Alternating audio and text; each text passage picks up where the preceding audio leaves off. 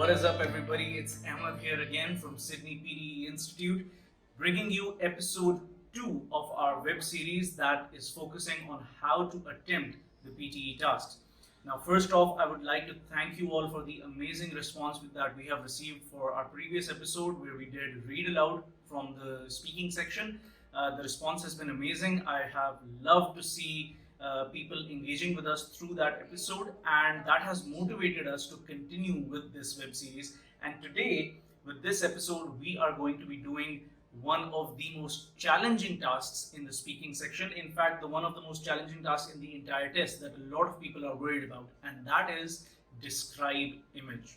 Now, describe image is one of those tasks that a lot of people get panicked about, especially when they're preparing or when they're attempting the exam. A lot of people have complained that when they're attempting describe image, they completely blank out and they do not know how to respond.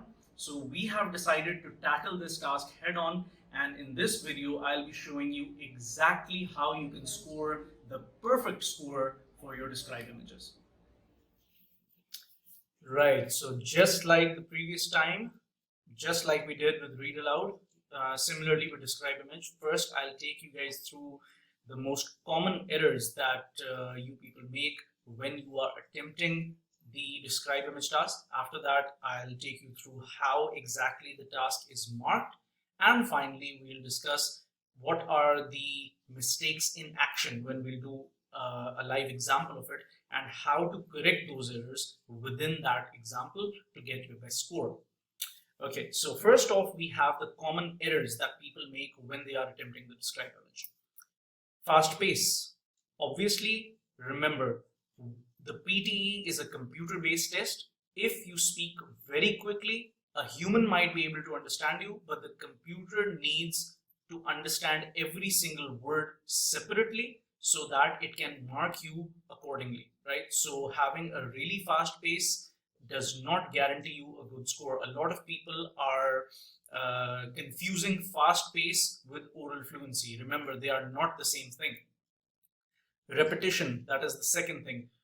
We keep telling everybody, and this is valid for the entire speaking section, that if you make any mistake anywhere, do not try to repeat any of your answers. You need to just carry on.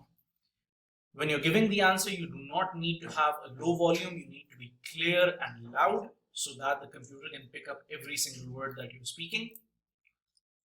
A lot of people make this mistake that they finish their answer without giving a proper conclusion. This is a travesty, and you should try and avoid this, because your answer, not just for describe image, this is valid for all other speaking tasks such as retail lecture as well. We'll discuss that in a separate video. But giving a conclusion at the end of your answer is extremely important, and you will lose marks if you do not give a conclusion. Okay, I'll get into more detail about this when we do an example. Having a longer than 3-second pause. This is one of the basic things that people learn about the PTE, especially the speaking section. If you give a pause longer than 3 seconds, the computer will take you automatically to the next task, and there is nothing that you can do about it, right? So you need to be aware that you are speaking constantly, but that does not mean that you cannot take a pause. You can take a pause for a second or 2 seconds to think about what you're going to say, but no longer than 3 seconds. Okay. Over analyzing the content of the image. Remember, the image might have too much information for you guys. It might be given to you to confuse you during the exam. It is not important for you to discuss each and everything that is in the image. You just need to take the amount of content that is necessary to cover 40 seconds and you're good to go. You don't need more than that. Just like repetition, correction is again one of those things that if you do make a mistake, you're not supposed to correct yourself. You're just supposed to go with the flow and maintain your oral fluency. Otherwise, if you correct yourself, you will lose your marks for oral fluency. And the same goes for pronunciation as well. There is a fixed amount of marks that you are getting for your pronunciations, and you need to work those out. You need to smooth out your pronunciations to get those scores. Hesitation. Again, with correction and repetition, Hesitation also plays a huge role. A lot of people, when they attempt the test, they blank out, or for some reason they do not know how to carry on, and that causes hesitation, a lot of ers and ums in their answer. You need to avoid that. You need to think through your task. And remember, a lot of times when people are saying or it is when they are trying to think about what to say next. The best advice that I can give you for this is that if you have to take a moment to think, then take it in silence. Do not say or and do not hesitate. A second silence in a second's pause in silence is better than saying or Okay, so keep that in mind. And finally, irrelevant information. A lot of people, when they're describing the image, they go off into their own zone and just keep on talking and talking, not thinking about whether the information that they're giving out is related to the image or not. So you need to stay within that parameter, right? So this is an exhaustive list of all the kinds of errors that anybody can commit during their described image. And in the next few slides, I'll show you exactly how to overcome and avoid these errors. But first, we need to learn, where do the marks actually come from? Now, just like we did with the read aloud in the previous video, similarly, this is describe image is also a task of the speaking section, and because of that, your marks come from three basic areas. They come from your oral fluency. Your oral fluency means that how fluently you can give your answer without any hesitation, without any correction, or without any repetition in between. Pronunciation. This is the second part where you get your marks from. Your pronunciation means how clearly the computer can understand what you have said. Now, one of the major parts that go into your pronunciation score is the ability to separate all your words. You need to be able to speak at a very natural pace with all of your words separated, so that the computer can pick up every single one of your words and give you the best mark for all the words that you have said. And finally, the last chunk of your marks comes naturally from the content, the image that is in front of you. You need to be able to describe it in the best way that you can. But here's the best part. The thing that you guys need to remember is that out of these three things, content does not matter the most. A lot of people make this mistake. They think that content is everything in this task. It is not. Even if your content is not 100%, let's say that your content is 80%, you did not describe each and every single detail that is within the image, but you did give your answer with the correct pronunciation and with the correct fluency, without any hesitation, without any repetition in between, without correcting yourself, and with a regular pace that allows the computer to understand whatever you're saying. You can get full marks for this task. This is a tried and tested method, and I can assure you that out of these three things, oral fluency and pronunciation have the first priority. Content has to be your second priority. You need to remember that. And looking at quantifiably the marks that you're going to get for this task, oral fluency, pronunciation, and content, all three of these account for 5 marks each. So for every image that you do, you get marked out of a total of 15 marks, and you get 5 marks each for oral fluency, pronunciation, and content. But just like I mentioned a few seconds ago, if your oral fluency and pronunciation is 100% and your content is about 80-70%, you can still score full marks for this task.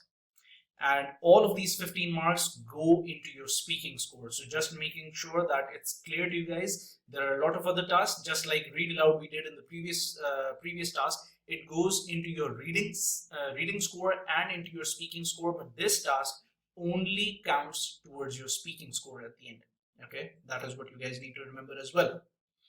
Okay, so now that we are clear about the areas that we get our marks from and how those marks are divided, let's jump directly into one example of a described image, and I'll show you exactly the kind of errors that people make and how to avoid those errors when you're attempting the exam. So this is a very fine image that we picked out for you guys. I tried my best to give a very complex image so that you people can have an idea that even the toughest of images can be tackled very easily if you are focusing on the right things.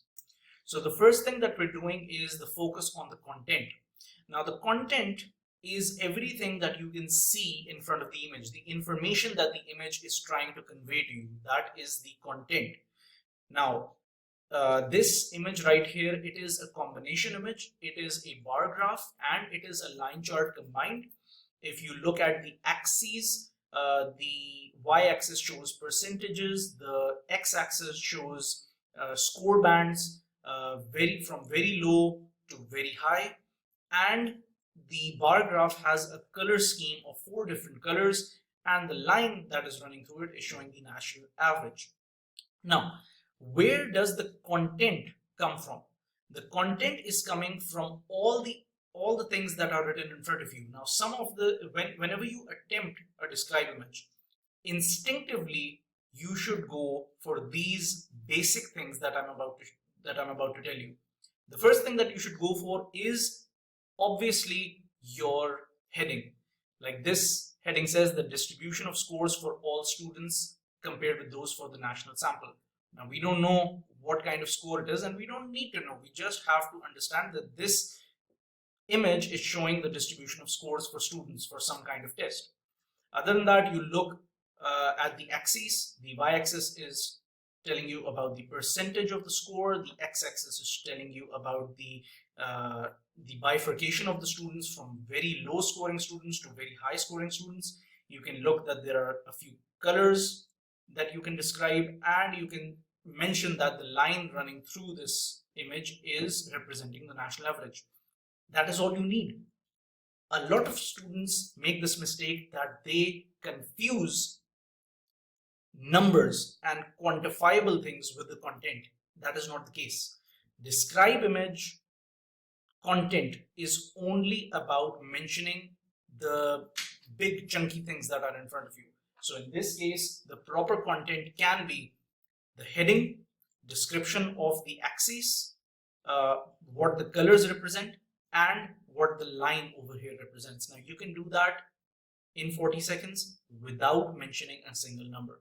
Now if I try to describe this image to you without mentioning the numbers at all, without going into the numbers, this bar graph shows the distribution of scores for all students compared with those for the national sample. The x-axis of the graph shows the distribution of students from very low scores to very high scores. The y-axis shows the percentage from 0 to 30%. There are 4 color distinctions showing verbal, quantitative, non-verbal, and spatial. And the line graph running through the image is showing the national average. I did all of that in 40 seconds without mentioning a single number, and that is how you should do that as well. Okay, so I hope this clarifies that content for the sake of content does not necessarily mean going into the numbers or going into too much detail. Just sticking to the general stuff can get you through this task very easily. Okay, so next up we have focusing on the oral fluency. Even if you make a mistake when you're describing this image, you do not need to hesitate and you do not need to correct yourself. You just need to keep going, because that is what will get you the marks for your oral fluency. Now, if I describe this image with poor oral fluency, it would be something like this. Bar graph is showing different colors, and there is percentage and score bands. Line shows national average and distribution of scores for all students compared with those for the national sample. And I can see verbal, quantitative, non-verbal, and spatial. Okay, so that is an example of very poor fluency. You guys can see that I was very haphazard with what I said. I did not have any particular order. I did not go to the heading first, and then I did not go to the axis. I was very haphazard. I was all over the place. I was trying to describe very random things, whatever I could lay my eyes on.